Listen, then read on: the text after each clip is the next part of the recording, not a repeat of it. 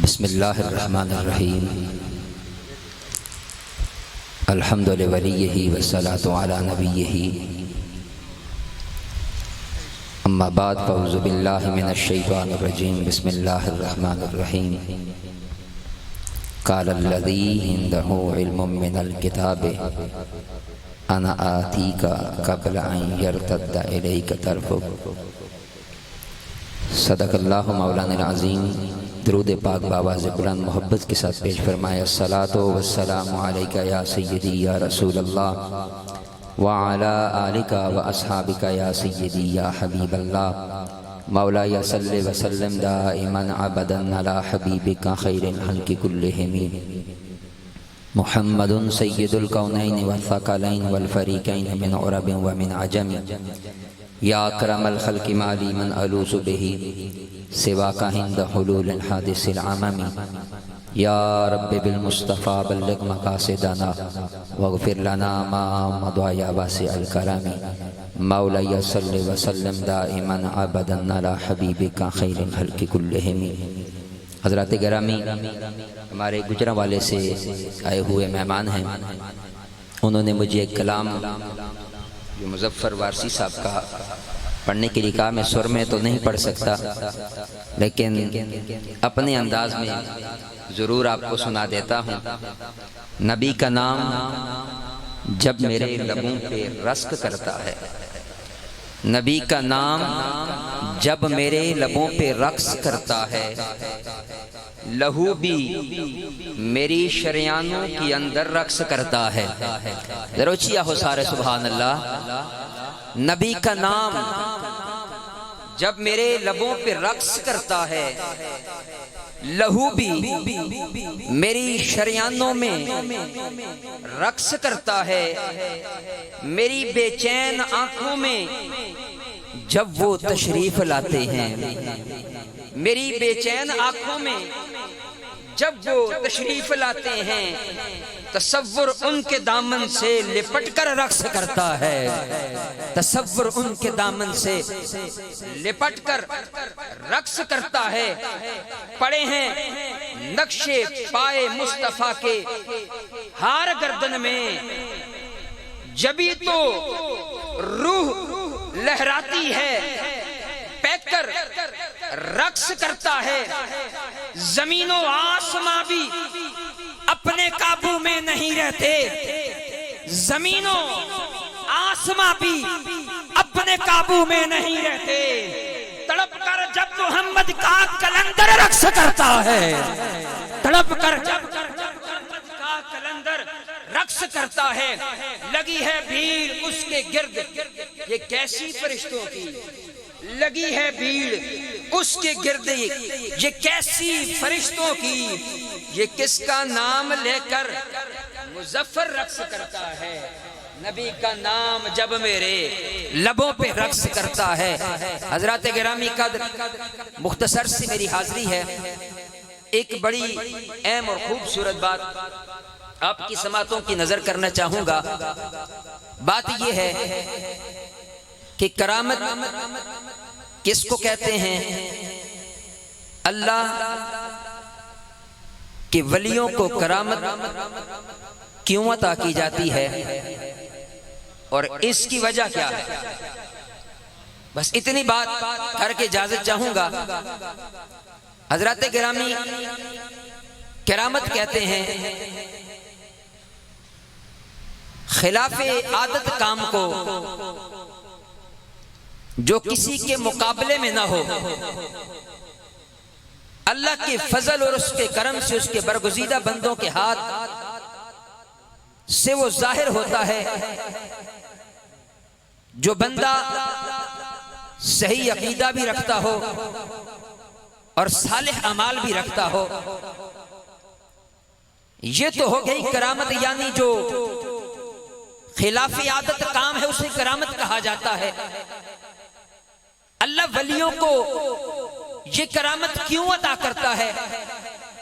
فرمایا اس لیے کہ یہ اپنی ذات کو خلاف عادت بنا لیتے ہیں، ان کا ہر کام اللہ کی منشا، اللہ کی رضا کی خاطر ہو جاتا ہے، اس لیے رب جب یہ اپنے کام خلاف عادت بنا لیتے ہیں اللہ تعالیٰ انہیں کرامتیں عطا فرما دیتا ہے۔ اور کیوں کرامت عطا فرماتا ہے؟ ایک بہت بڑا جملہ آپ کی سماعتوں کی نظر کرنے لگا ہوں کہ اللہ ولی کو کرامت عطا کیوں کرتا ہے۔ علامہ یوسف نبہانی رحمت اللہ تعالی علیہ نے اس بات کو نقل کیا ہے کہ اللہ ولیوں کو کرامت کیوں عطا کرتا ہے۔ آپ فرماتے ہیں اللہ ولیوں کو کرامت اس لیے عطا کرتا ہے کہ نبیوں کے سردار کی سرداری سارے انبیاء کے اوپر ظاہر ہو جائے۔ اچھیا ہو ذرا سارے سبحان اللہ۔ اللہ تعالیٰ ولیوں کو کرامت اس لیے عطا کرتا ہے کہ ان کا نبی کا مقام، نبی کی سرداری ساری کائنات کے اوپر ظاہر ہو جائے۔ اور اللہ والو، اللہ کے نیک بندوں سے کرامت کا ظہور کسی اور مقصد کے لیے نہیں بلکہ امام الانبیاء کی سرداری کے اظہار کے لیے ہوا کرتا ہے۔ اللہ کے نبی کی سرداری کے اظہار کے لیے ہوا کرتا ہے۔ میرے برادر بیان کر رہے تھے آصف بن برقیہ کی بات کو۔ اللہ نے جنہیں کتاب کا علم دیا اس کی شان یہ ہے کہ وہ ایک آنکھ جھپکنے کی مقدار تخت بلقیس کو سلیمان کی بارگاہ میں لے آتے ہیں، سلیمان کی بارگاہ میں لے آتے ہیں۔ میں اس کی بات کرتا ہوں جس شخص کو میرے نبی نے علم کے شہر کا دروازہ قرار دیا ہے، علم کے شہر کا دروازہ قرار دیا ہے۔ اور علی کی بھی نہیں بلکہ علی کی انگوٹھی کی بات کرتا ہوں۔ چند جمعے پہلے میں نے اس بات کو بیان کیا تھا، آپ کا ایمان تازہ ہو جائے گا کہ رب نے اپنے محبوب کی امت کے ولیوں کو کتنی شان دی ہے، اور کل ولیوں کے ولی مولا علی کی شان اور مقام کیا ہے۔ حضور مولا علی کے پاس ایک شخص آیا نا، آ کے کہنے لگا اے علی میں سفر پہ جا رہا ہوں، جنگل کا سفر ہے، رستے میں درندے بہت سارے ہوتے ہیں، آپ مجھے کوئی چیز عطا فرما دیں تاکہ میں رستے سے سلامتی سے گزر جاؤں۔ مولا علی نے اپنی ایک انگوٹھی اتاری نا، انگوٹھی اتار کے مولا علی نے اسے عطا فرما دی۔ یہاں پہ ایک مسئلہ بھی سماعت فرما لیں، انگوٹھی مرد کے لیے 4.25 ماشے سے کم ایک انگوٹھی پہننا ایک نگ والی یہ جائز ہے، سنت نہیں ہے۔ سنت اس دور میں تھی جب بطور مہر استعمال ہوتی تھی۔ 4.25 ماشے سے کم ایک انگوٹھی ایک نگ والی یہ مرد کے لیے جائز ہے۔ اگر 4.25 ماشے سے زیادہ انگوٹھی پہنے گا یا 2 انگوٹھیاں اگرچہ 4.25 ماشے سے کم ہوں وہ پہنے گا، حضرت نے لکھا ہے وہ فاسق و ملعون ہے، ایسے شخص کے پیچھے نماز بھی مکروہ تحریمی ہوتی ہے۔ یہ بات میری یاد رکھنا، یہ ایک مسئلے کی بات ہے جو میں نے کر دی۔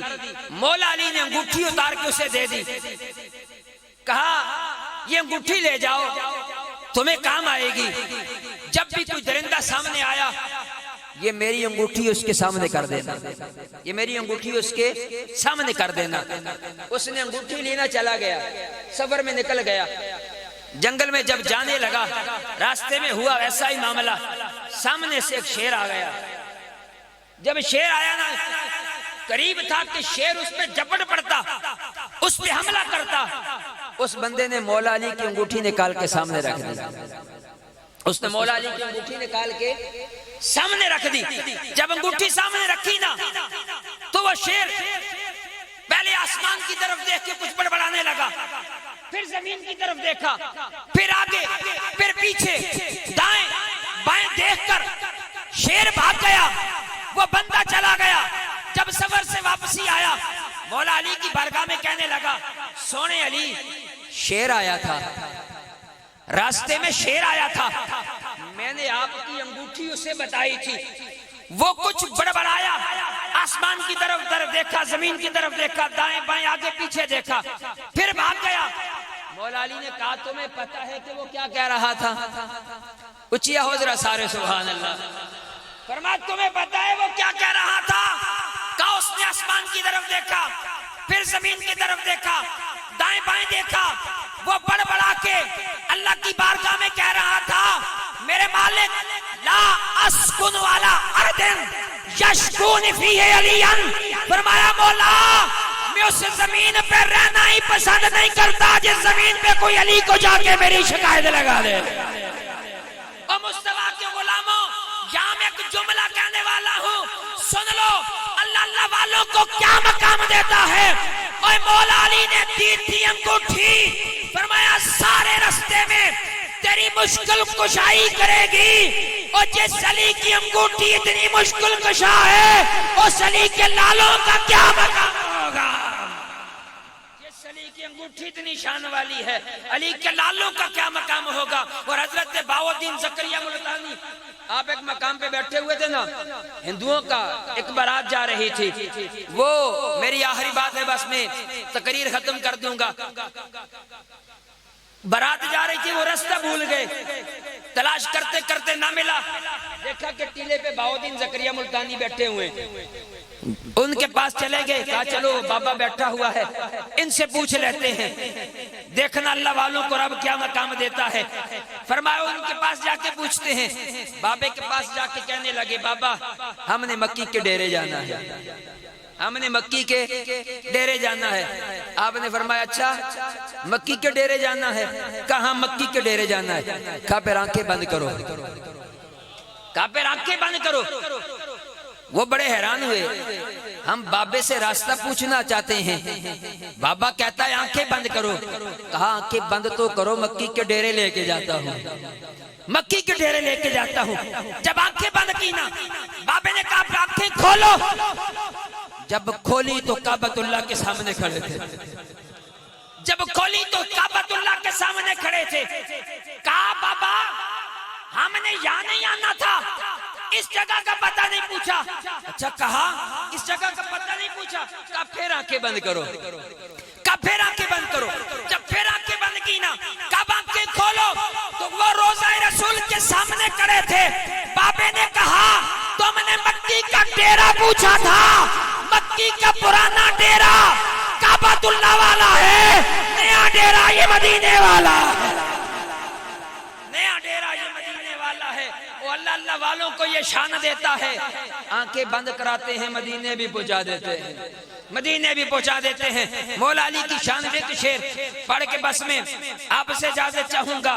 کسی شاعر نے کہا بڑی خوبصورت بات کہی ہے، کہا یہ بات یاد رکھ عقیدے کی بات ہے، یہ بات یاد رکھ عقیدے کی بات ہے، اس بات کا لقب کلید نجات ہے، دوزخ منافقوں کی عبادت کا ہے جہیز، جنت علی کے ذکر کی پہلی زکات ہے، جنت علی کے ذکر کی پہلی زکات۔ اللہ تعالی ہمیں اولیاء اللہ کا پیار نصیب فرمائے، ان کی محبت نصیب فرمائے، اور اولیاء اللہ کے دامن سے وابستگی عطا فرمائے۔ میں آپ کی محبتوں میں، آپ کے ذوق میں آل نبی اولاد علی کو دعوت خطاب دینے لگا ہوں۔ سید زادے کا استقبال بھی اس کی شیان شان آپ نے فرمانا ہے۔ میری مراد فخر السادات پیر طریقت راہبر شریعت حضرت علامہ پیر سید مزمل حسین شاہ صاحب فاضل جامعہ نظامیہ لاہور، آپ تشریف لائیں اور اپنے دل نشین خوبصورت خطاب سے ہمارے قلوب و ذہان کو منور فرمائیں۔ محبت بڑا نعرہ لگا کے سیدار رسول کا استقبال کرنا ہے، کوئی زبان خاموش نہ رہے، ایک ہاتھ کو فضا میں بلند کر کے نعرے کا جواب دینا ہے، نعرہ تکبیر۔ تھوڑی اور محبت کا اظہار کرتے ہوئے رب کی کبریائی کا اعلان کرتے جائیں، پتہ لگے کہ یہ رب کائنات کے بندے اس محفل میں بیٹھ کے اللہ والوں کی محفل میں آ کے ان کی زبانوں پہ بھی رب کا ذکر جاری ہو جاتا ہے۔ نعرہ تکبیر، نعرہ تکبیر، نعرہ رسالت، نعرہ رسالت، نعرہ تحقیق۔